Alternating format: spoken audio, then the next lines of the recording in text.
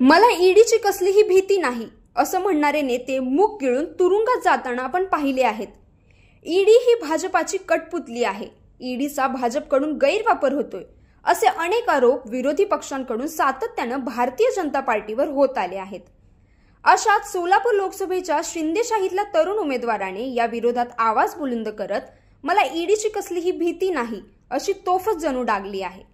कोण आहेत सोलापूरच्या या तरुण उमेदवार ज्या भाजपला आव्हान म्हणून उभ्या राहत आहेत, जाणून घेऊया या व्हिडिओच्या माध्यमातून। यावेळची निवडणूक ही करेंगे या मरेंगे अशी असणार आहे।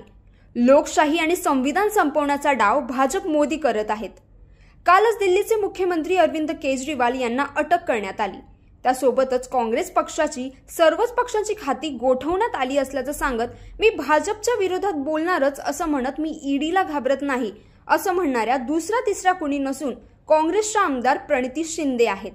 सोलापूर जिल्ह्यातील होटगीमध्ये बोलत असताना त्यांनी ही जोरदार टीका केली आहे।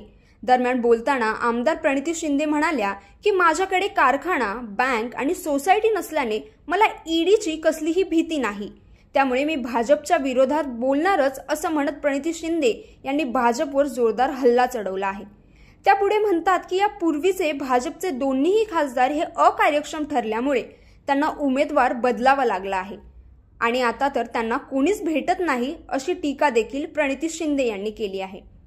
दरम्यानच्या काळात 1 महिन्यापूर्वी झारखंडच्या मुख्यमंत्र्यांना अटक करण्यात आली।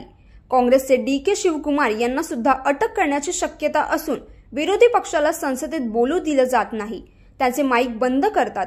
ही लोकशाही आहे की हुकुमशाही असा सवाल त्यांनी यावेळी उपस्थित केला आहे।